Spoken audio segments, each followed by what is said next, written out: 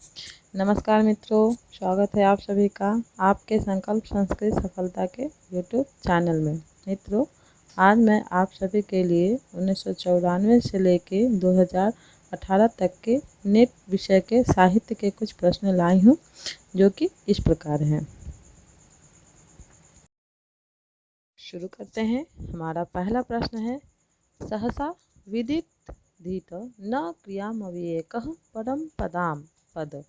यह कहाँ से लिया गया है? तो यह किरात अर्जुनियम से लिया गया है। दूसरा सवाल है, सालमनी वृक्ष का वर्णन किसमें पाया जाता है? तो इसका सही जवाब है कादम्बरी। अगला सवाल देखते हैं, वसंतक का वर्णन किसमें आता है? तो सही जवाब होगा रत्नावली। आगे बढ़ते हैं, अहो उदार रमणीया पृथ्वी, यह वाक्य किस नाटक से आता है? इसका सही जवाब होगा अभिज्ञान शाकुंतलम। चलिए आगे बढ़ते हैं।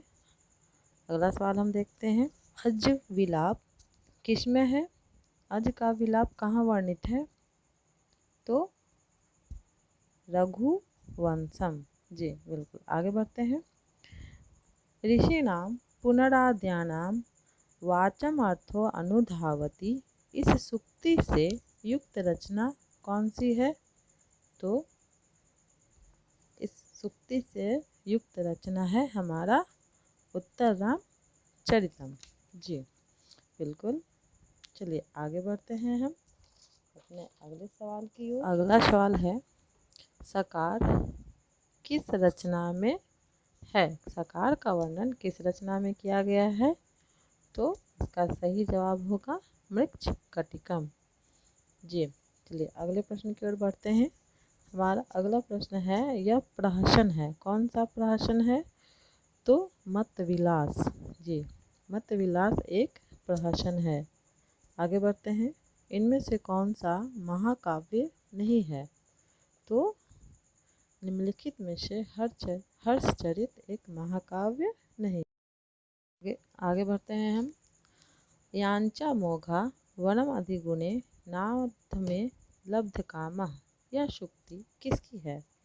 तो यह सूक्ति मेघदूत में से ली गई है। आगे बढ़ते हैं हम, बाण भट्ट की आत्मकथा जिस रचना में वर्णित है, वह रचना कौन सी है? वह रचना है हर्षचरित। जी आगे बढ़ते हैं अगले सवाल की ओर। 12वां प्रश्न, भट्ट नारायण जिस रूपक के रचयिता हैं, वह रूपक है हमारा वेणी सहारम। चलिए बिल्कुल आगे बढ़ते हैं हम अपने 13वें प्रश्न की ओर। हमारा 13वां प्रश्न है, राक्षस पात्र जिस रूपक में है, वह रूपक कौन सा है? तो वह रूपक है मुद्रा राक्षस। आगे बढ़ते हैं, एको रसः करुण एव नियमित भेदाद भिन्न पृथक पृथगीव श्रयते विवर्तमान, यह उद्धरण किस ग्रंथ से लिया गया है? तो यह उद्धरण उत्तर रामचरित से लिया गया है। आगे बढ़ते हैं 15वां प्रश्न है, लिम्पति इव तमो अंगानि वसतीव वांचनम नभ असत पुरुष शैवेव दृष्टि विफलाम गता, यह उद्धरण किस ग्रंथ से लिया गया है? तो यह उद्धरण हमारा लिया गया है मृक्ष कटिकम से। जी बिल्कुल। आगे बढ़ते हैं हम, सानुमति पात्र किस काव्य में है? तो इसका सही जवाब होगा अभिज्ञान शाकुंतलम। चलिए आगे बढ़ते हैं। अगला सवाल है हमारा, निम्नलिखित में से खंड काव्य कौन है? रघुवंशम, शिशुपाल वध, मेघदूतम या शौनंद? तो इसका सही जवाब होगा मेघदूत। जी मेघदूत एक खंड काव्य है। अगला सवाल देखते हैं हम, किम इव ही मधुरा नाम मंडनम ना कृति नाम, यह सूक्ति जिस रचना में है, वह रचना कौन सी है? तो वह रचना है अभिज्ञान शाकुंतलम। चलिए जी बिल्कुल आगे बढ़ते हैं। हमारा अगला सवाल है प्रश्न संख्या 19, हर्षचरितम कथानक क्या है? आख्यायिका, कथा, नाटिका या प्रकरण? तो इसका सही जवाब होगा आख्यायिका। अगला सवाल देखते हैं। विशाख दत्त की रचना है, किसकी रचना है ये? तो मुद्रा राक्षस जी, विशाख दत्त जी ने कौन सी रचना लिखी थी? तो वो है मुद्रा राक्षसम। अगला सवाल देखते हैं। वेनी संहार का अंगी-रस क्या है? तो वेनी संहार का अंगी-रस है वीर रस। आगे बढ़ते हैं। योगंध नारायण या योगंधरायण किसका प्रमुख पात्र है? ऑप्शन सारे दिए हुए हैं, लेकिन वीडियो काफ़ी लंबा ना हो जाए इस करके मैं बस आंसर ही जल्दी जल्दी में बता रही हूँ, क्योंकि इसमें 100 प्रश्न हैं तो यह काफ़ी लंबा वीडियो हो जाएगा। तो आप सभी ऑप्शन को भी देखते चलें और उसका उत्तर मैं बताते जा रही हूँ। तो स्वप्नवासव दत्तम वह रचना जिसमें शुकनाशोपदेश है, कौन सी है? कादम्बरी जी। हमारा अगला सवाल है। हितम मनोहारी च दुर्लभम वचः यह सूक्ति किस रचना में आई है? तो इसका सही जवाब होगा किरातार्जुनीयम। चलिए मित्र आगे बढ़ते हैं अगले प्रश्न की ओर। हमारा प्रश्न संख्या 25। रहस्यम साधु नाम अधुनपि विशुद्धम विजयते। जिस कवि की उक्ति है वह कवि कौन है? तो वह कवि हैं भवभूति जी। आगे बढ़ते हैं। स्नेह छयाद केवलमेति शांतिम यह सूक्ति किस काव्य से लिया गया है? तो यह सूक्ति बुद्ध चरितम से लिया गया है। अगला सवाल है। पत्र लेखा किसकी पात्र है? तो यह कादम्बरी की पात्र है जो दासी थी। आगे बढ़ते हैं।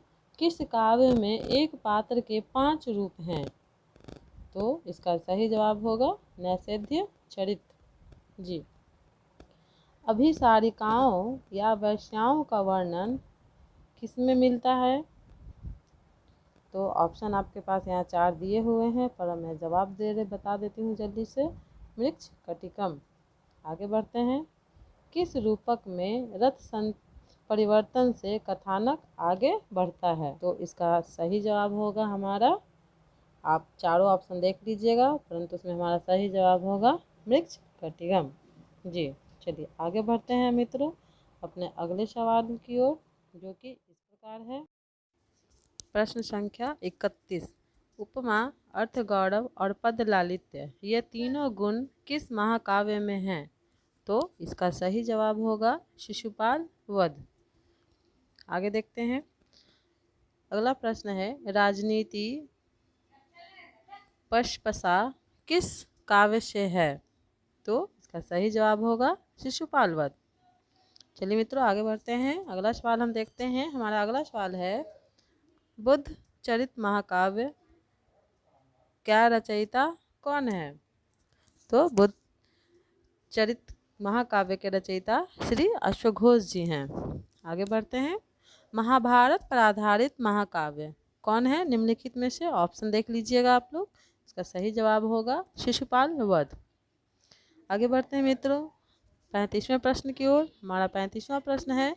गर्भांक किस नाटक में है? तो इसका सही जवाब होगा उत्तर रामचरितम जी। आगे बढ़ते हैं हम अपने 36वें प्रश्न की ओर, जो कि इस प्रकार है। मृक्ष कटिकम में विदूषक का क्या नाम है? हर काव्य में नाटक में एक विदूषक होता है, तो उसी प्रकार मृक्ष कटिकम के काव्य में जो विदूषक हैं उनका क्या नाम है? तो उनका नाम है माधव्य जी। बिल्कुल। हमारा अगला प्रश्न है प्रश्न संख्या 37, जो कि इस प्रकार है। मुद्रा राक्षस का प्रधान रस है, क्या है? वह है वीर रस। चलिए आगे देखते हैं। किस में नारद का वर्णन आता है? किस काव्य में नारद का वर्णन है? तो शिशुपाल वध। 39वें प्रश्न की ओर बढ़ते हैं। बेनी संहार के रचयिता कौन है? तो बेनी संहार के रचयिता हैं भट्ट नारायण। निम्नलिखित में से महाभारत पर आधारित नाटक कौन है? तो वह नाटक है अभिज्ञान शाकुंतलम जी। आगे बढ़ते हैं 41वें प्रश्न की ओर, जो कि इस प्रकार है। छाया सीता इनमें से किस नाटक में आती हैं? तो छाया सीता का वर्णन उत्तर रामचरितम में पाया जाता है। अगला प्रश्न देखते हैं। अभिज्ञान शाकुंतलम में विदूषक का क्या नाम है? तो इसमें विदूषक का नाम माधव्य या माधव्य है। अगली रचना देखते हैं। उत्तर रामचरित नाटक का प्रधान रस क्या है? तो वह है करुण रस। जी मित्रों, चलिए अब हम आगे बढ़ते हैं। आगे हम देखते हैं 44वां प्रश्न। प्रांशुलभ्ये फले लोभादु बाहुरिव वामनः, यह सूक्ति किस काव्य से है? तो यह सूक्ति रघुवंशम काव्य से ली गई है। आगे देखते हैं। उत्तर कादम्बरी को किसने पूरा किया है? तो बाण भट्ट के पुत्र पुलिन भट्ट ने। नैषधीय चरित का आधार क्या है? तो नैषधीय चरित का आधार है महाभारत। आगे बढ़ते हैं। देवायतम कुले जन्म मदायतम तु पौरुषम, यह सूक्ति किस काव्य से है? तो यह सूक्ति आपका वेणी संहार से लिया गया है। आगे देखते हैं 48वां प्रश्न। धन्य माघ कवि वर्य कवि वयम च कृतन तत्सुक्ति संसेवनात्, इस बात को कहने वाले कौन थे? मल्लीनाथ सूरी जी। अगला प्रश्न देखते हैं। एक आभरण के खो जाने से किस कथा में स्थिति बदल जाती है? तो वह है अभिज्ञान शाकुंतलम। ऋषीणाम पुनराद्यानाम वचनोर्थम अनुधावति, यह सूक्ति किस कवि की है? तो यह कवि भवभूति जी की है। यह सूक्ति भवभूति जी ने कही थी। चलिए आगे बढ़ते हैं हम। अगला प्रश्न 51वां प्रश्न। शार्वलिक किस नाटक का पात्र है? तो शार्वलिक मृच्छकटिकम का पात्र है। आगे देखते हैं। किस कथा का आधार पुनर्जन्म सिद्धांत पर विश्वास है? तो इसका सही जवाब होगा कादम्बरी जी। इसमें 3 जन्मों की कथा का वर्णन है। किस नाटक में स्त्री पात्रों का प्रयोग नहीं हुआ है? ऐसा कौन सा काव्य है, कौन सी नाटक है जिसमें एक भी स्त्री पात्र नहीं है? तो वह है मुद्रा राक्षस। माघे मेघे गतम वया, यह सूक्ति किस विद्वान की है? तो यह सूक्ति श्री मल्लीनाथ सूरी जी की है। चलिए आगे देखते हैं। चक्रा पंक्ति रिव गच्छति भाग्य पंक्ति, यह सूक्ति किसमें है? तो यह पंक्ति हमारे स्वप्नवासवदत्तम काव्य में मिलती है। आगे देखते हैं हम। प्रश्न संख्या 56वां। हेम्नः संलक्ष्यते यज्ञो विशुद्धि श्यामी का अपि वा, यह सूक्ति किस काव्य से है? तो यह सूक्ति हमारे रघुवंशम काव्य से लिया गया है। देखते हैं अपना 57वां प्रश्न, जो कि पूर्व में भी आ चुका है। बुद्ध चरितम महाकाव्य के कर्ता कौन है? तो इसके कर्ता हैं अश्वघोष जी। जी बिल्कुल। चलिए आगे बढ़ते हैं। हम अब देखते हैं 58वां प्रश्न। स्फुटता न पदैर्पाकृता न च न स्वीकृत अर्थगौरवम, यह सूक्ति किस काव्य से ली गई है? तो यह सूक्ति किरातार्जुनीयम से ली गई है। एको रसः करुण एवं, यह कथन किस कवि का है? तो यह कथन भवभूति जी का है। आगे बढ़ते हैं। मेघदूत का अंगिरस क्या है? तो मेघदूत का अंगिरस है वियोग श्रृंगार जी। वक्रोक्ति संप्रदाय के प्रवर्तक कौन है? वक्रोक्ति संप्रदाय के प्रवर्तक हैं आचार्य कुंतक। आगे बढ़ते हैं। अपि ग्रावारोदित्यपि दलति व्रजस्य हृदयम, यह सूक्ति कहाँ मिलती है? तो यह सूक्ति हमें उत्तर रामचरितम में मिलती है। आगे बढ़ते हैं 63वें प्रश्न की ओर, जो कि इस प्रकार है। मौसल पर्वणः उल्लेखो अस्ति, मौसल पर्व का उल्लेख कहाँ मिलता है? तो मौसल पर्व का उल्लेख हमें महाभारत में मिलता है, क्योंकि महाभारत में कुल 18 पर्व हैं और सभी पर्वों के अलग अलग नाम हैं। तो आगे बढ़ते हैं हम। अपने 64वें प्रश्न की ओर। भारवी कस्य उपासकः आसीत्? तो भारवी शिवस्य उपासकः आसीत्। जानकीहरणम् इति महाकाव्ये कति सर्गाणि सन्ति? तो 20। आगे देखते हैं। ऋतुसंहारे कति ऋतूनां वर्णनम् अस्ति? षड् ऋतूनां वर्णनम् अस्ति। वेणीसंहारम् इति ग्रन्थस्य कः रचनाकारः अस्ति? तो भट्टनारायण। उदयपुरस्य राजा जगतसिंहस्य वर्णनं जगन्नाथः कस्मिन् ग्रन्थे अकरोत्? तो जगदाभरणे। जी आगे बढ़ते हैं। एतेषु प्रसिद्धं गद्यकाव्यं किम् अस्ति? शिशुपालवधं, विष्णुपुराणं, वासवदत्ता, वेदान्तदर्शनम्। तो अस्मिन् वासवदत्ता। कश्चित् कान्ता विरहगुरुणा स्वाधिकारप्रमत्तः अत्र किं छन्दम् अस्ति? तो मन्दाक्रान्तः छन्दः। जी अग्रे चलामा देखते हैं हम अपना अगला प्रश्न। अगला प्रश्न है भीमः प्रतिज्ञातवान्। तो इसका सही जवाब होगा दुर्योधनेन कृतं द्रौपद्या तिरस्कारम अपकरोतुम। आगे बढ़ते हैं। आगे हमें सुमेलन करना है, तो मैंने सुमेलित कर दिया है। किरातार्जुनीय में वीर रस होगा, नैषधीय चरितम में श्रृंगार रस, उत्तर रामचरितम में करुण रस और मेघदूत में वियोग श्रृंगार रस। आगे बढ़ते हैं अगले प्रश्न की ओर। अगला प्रश्न है बृहत कथा की भाषा है क्या है? तो इसका सही जवाब होगा पैशाची। जी आगे देखते हैं। 10 कुमार चरित्र में उल्लिखित किसी एक राजकुमार का नाम क्या है? तो इसका सही जवाब होगा राजवाहन। जी आगे बढ़ते हैं अगले प्रश्न की ओर। इसमें सही काल क्रमानुसार सही लगाना था, तो मैंने काल क्रमानुसार सही कर दिया है। तो वाल्मीकि, कालिदास, भारवी और उसके बाद माघ।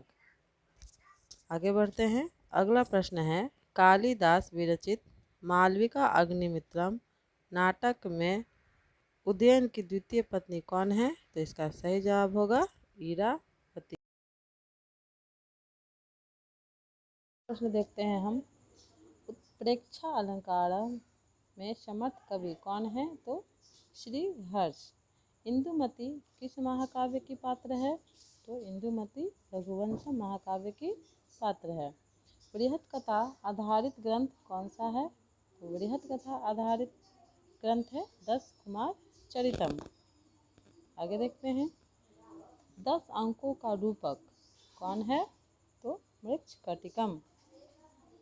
महाकाव्य नहीं है, निम्नलिखित में से कौन सा महाकाव्य नहीं है? किरातार्जुनीयम, मेघदूतम, नैषधीय चरितम अथवा रघुवंशम। तो निम्नलिखित में से मेघदूतम एक खंड काव्य है, इसलिए यह महाकाव्य नहीं हो सकता।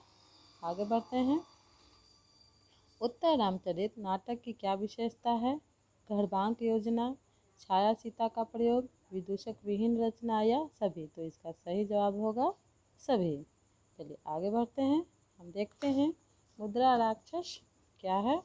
तो मुद्रा राक्षस एक नाटक है। जी आगे बढ़ते हैं। इसमें से सुमेलित करना है, जिसे मैंने पहले ही सुमेलित कर दिया है। तो वाक्य पद्यम होगा भर्तृहरि, मुद्रा राक्षसम विशाखदत्त, अभिज्ञान शाकुंतलम कालिदास, रत्नावली श्रीहर्ष। आगे देखते हैं। किरातार्जुनीयम के प्रत्येक सर्ग का अंतिम पद क्या है? तो वह है लक्ष्मी। बृहत्त्रयी के अंतर्गत नहीं है, तो रघुवंशम बृहत्त्रयी के अंतर्गत नहीं आते हैं। आगे बढ़ते हैं। रत्नावली के रचयिता कौन है? यह प्रश्न बहुत बार आया है। तो रत्नावली के रचयिता हैं हर्षवर्धन। आगे देखते हैं। पदलालित्य के लिए प्रसिद्ध, पदलालित्य के लिए कौन सा प्रसिद्ध है? तो दंडी, दंडीनः पदलालित्यम। जी आगे बढ़ते हैं हम। अगला सवाल है हमारा रूम्यवान पात्र का वर्णन कहाँ मिलता है? तो स्वप्नवास पदत्तम में। एक पात्र प्रायोजित रचना कौन सी है? तो भाण। आख्यायिका, निम्नलिखित में से कौन सी रचना आख्यायिका है? तो हर्षचरितम्। सुमेलित कीजिए, तो इसको मैंने सुमेलित कर दिया है। मृच्छकटिकम का होगा शूद्रक, उत्तर रामचरित का होगा भवभूति, और वेणुचारणम का होगा भट्ट नारायण जी, और अभिज्ञान शाकुंतलम का आपको पता ही है कालिदास जी। आगे देखते हैं, छंद सूत्र के रचयिता किसे कहा गया है? तो आचार्य पिंगल जी को छंद सूत्र का रचयिता माना गया है। फिर अगला सवाल सुमेलित करने का ही है। ये सारे प्रश्न पूर्व में आ चुके हैं, यूजीसी नेट के प्रश्न हैं। तो पाणिनि का होगा अष्टाध्यायी, पतंजलि का होगा महाभाष्य, सायणाचार्य हैं ऋग्वेद भाष्य भूमिका के, और भीमाचार्य जी हैं न्याय कोश के। ठीक है मित्रों, तो हम आगे बढ़ते हैं। आगे हम देखते हैं कि धीर ललित नायक कौन है निम्नलिखित में से? तो उदयन जी। और शिशुपाल वध महाकाव्य में प्रमुख रस कौन सा है? तो है वीर रस। रघुवंशम महाकाव्य का पात्र नहीं है निम्नलिखित में से भीम। मृच्छकटिक नाटक के विदूषक का क्या नाम है? यह प्रश्न पूर्व में भी आ गया है, तो इसको दोबारा हम देख लेते हैं। तो आपको पता होगा मृच्छकटिकम में विदूषक का नाम है मैत्रेय। शिशुपाल वध में कितने सर्ग हैं? तो सर्ग हैं 20। उपमा, अर्थ गौरव और पद लालित ये माघ के गुण हैं। धन्यवाद मित्रों, मैं आशा करती हूँ कि ये वीडियो आप सभी को बहुत ही पसंद आएगा और ये आपके आगे आने वाली कक्षाओं के लिए बहुत ही उपयोगी होगा।